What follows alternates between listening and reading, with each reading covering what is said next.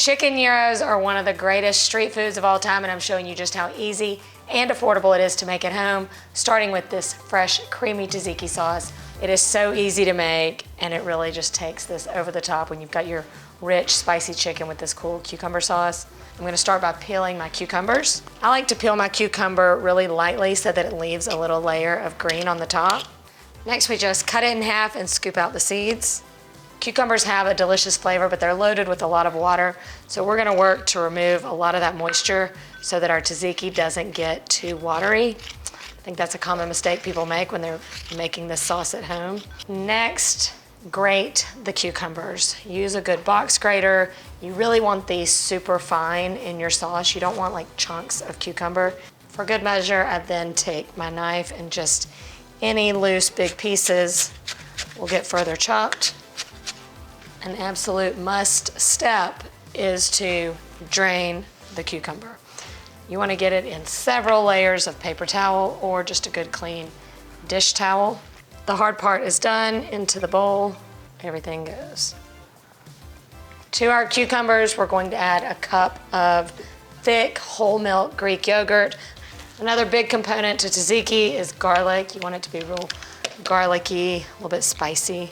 If we're making a Greek delight, you know, we've got to have some fresh dill. Next, you've got to freshen it up and brighten it up with a little acidity. This recipe calls for the juice of half a lemon. You could also use red wine vinegar, which is what I often use when I make tzatziki.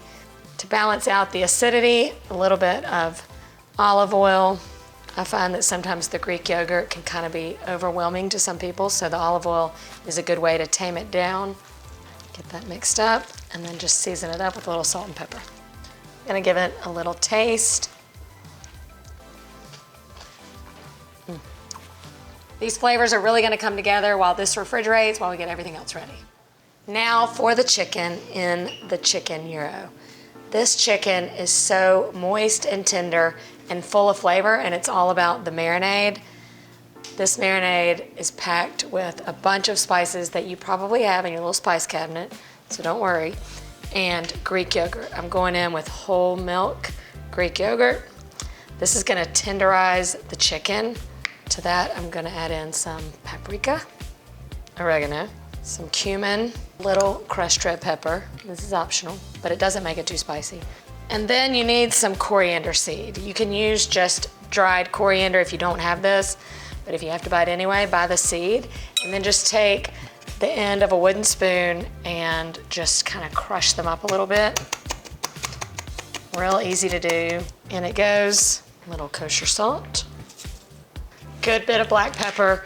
This marinade is gonna be heavily spiced because it's just the marinade, so you want as much of that to be absorbed into the chicken as possible. And then a little bit of cinnamon. This can be optional if you want, but I find the warmth is very nice in this marinade. A few cloves of garlic, a couple tablespoons of lemon juice. You can get that just from one lemon. And a little splash of red wine vinegar. Finally, a good bit of extra virgin olive oil. That all mixed together. You can just tell by looking at it how much flavor is gonna be in this. This dish is great to make for company because it just looks impressive, even though it's super affordable. You wanna marinate it at least 2 to 4 hours, but overnight is even better. All right, marinade is ready. Now for the chicken. I'm using boneless, skinless chicken thighs. I think they have the best flavor, and you have a better chance of getting them to cook perfectly because it's really hard to overcook a chicken thigh versus the chicken breast. And did I mention, it's about half the price of the chicken breast. Just set a piece of plastic or parchment over the top to keep it from tearing. Then we're just gonna stick our pounded chicken into our marinade, give it a good toss, cover it up, and stick it in the fridge for at least a couple hours. Like I said, this is even better if you let it sit overnight, and this is definitely a good way to make this ahead. Now it's time for this to all come together in the oven in the most impressive way. We're going to form a little chicken tower, just like they do in the restaurants. So what I'm doing is I'm cutting a large onion in half horizontally. This is gonna be the base of our meat tower. And stick it on a rimmed, lined baking sheet. I've got mine lined with some foil, just for easy cleanup, to catch the drips. I find that using 2 onion bases is going to create a more stable tower as this thing builds. And then you need 2 wooden skewers. And just stick it directly in the center of the onion. And now you've got these 2 little pieces. We're gonna take each chicken thigh that's been marinated, kind of wipe off some of the excess marinade, and then thread it over the 2 skewers.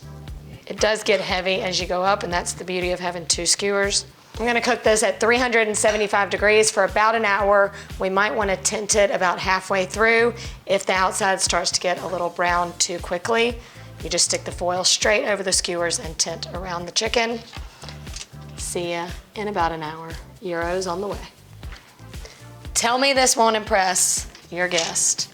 No fancy machine or equipment required. You've got that same look as if it's just been cooking over that spit all day.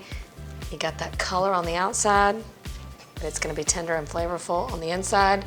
And to serve it, you can just, let each guest kind of serve themselves, or you can serve it up for everybody. You're just gonna shave off a little bit and build each gyro as you go. You can hear the juiciness as you cut. Now, to build it, start with some good warm pita. No need to serve the tzatziki on the side. We went through the trouble of making our own. We're gonna spread it all over the bottom so that every little bite gets some. And then you can add just a little platter of whatever toppings you like. Classically, we've got just some crunchy romaine lettuce. And if I'm lucky enough, I got some of that delicious onion that this chicken cooked on top of. Tomato, sprigs of red onion.